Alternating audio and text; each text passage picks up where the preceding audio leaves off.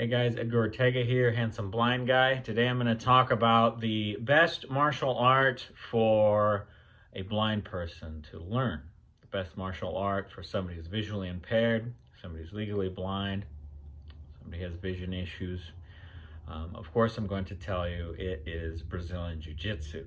Now, for the sighted person, I would recommend Brazilian Jiu-Jitsu, any type of boxing, wrestling. Those are very functional, very practical art skills that you can learn.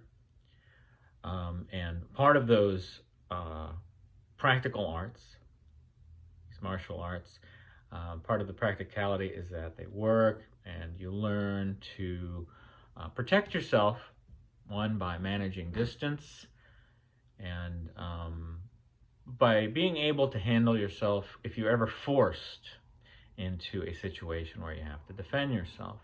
You shouldn't go looking for fights, of course. If you have the option to avoid it, that should be the first option.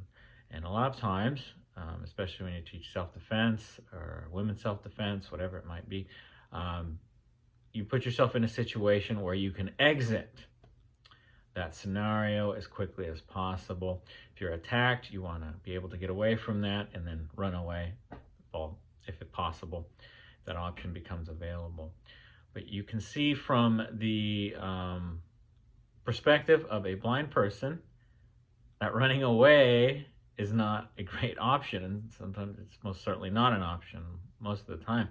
There may be people that are legally blind that can navigate obstacles well enough to run away, but still there's always that danger, right? For the blind person, visually impaired person, you're going to run into something, you're going to run out in the street, get hit by a bus, right? Run off a cliff.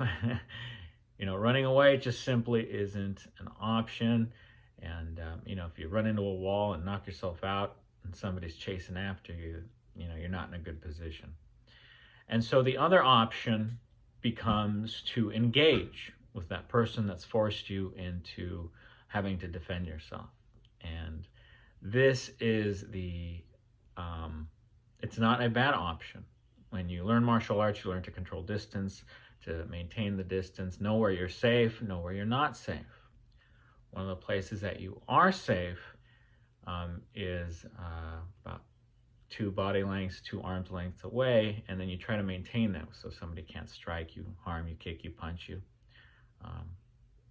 hit you with an object or something like that, assuming they don't have some kind of projectile weapon or a gun of some sort like that. But the other place that you're safe is with no space in between you and your attacker. And so from there, Jiu-Jitsu will teach you to put yourself in a position that's safe, right? Ideally, take the person to the ground and then control them. And this means no distance between you and your attacker. And so, since the option of running is not available to the blind person, you're going to have to stay and control that person. And you can get quite skilled at doing this, even if the person is bigger. If the person doesn't train that's attacking you, and you train, you become skilled. You can become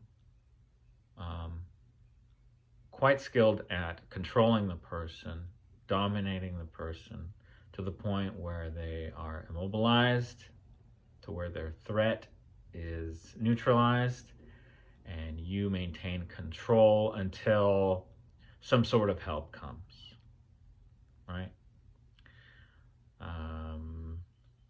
Chokes can be applied within reason, right?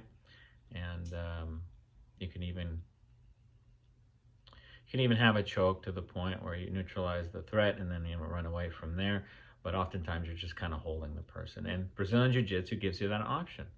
The thing about Jiu-Jitsu is you don't have to punch, you don't have to kick, you don't have to harm or even injure anybody that you're engaging with. And that's one of the great things about it. You can completely control, manipulate, dominate a person with Brazilian Jiu-Jitsu without leaving a single scratch.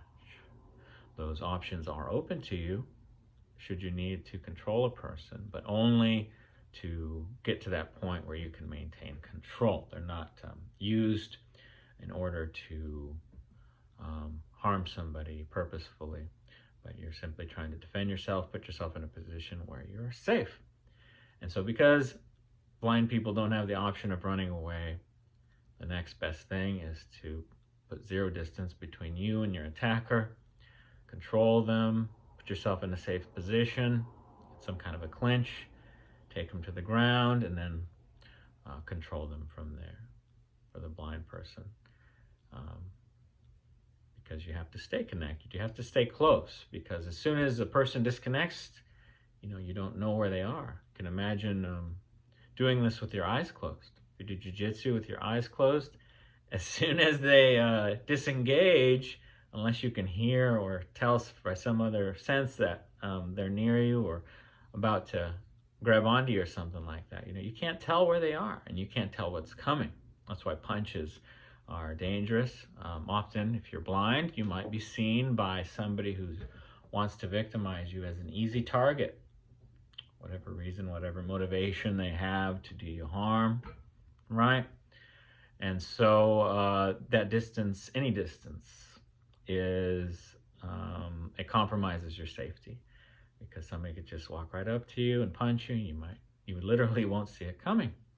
But once you grab onto somebody and you're skilled and you know what to do, and you can control and dominate somebody who's trying to attack you, you can make them rethink their choices in life, right? Because you can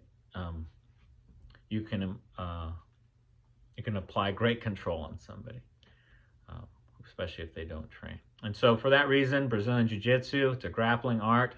Wrestling's another one, but of course Jiu-Jitsu kind of incorporates more positions, incorporates more options.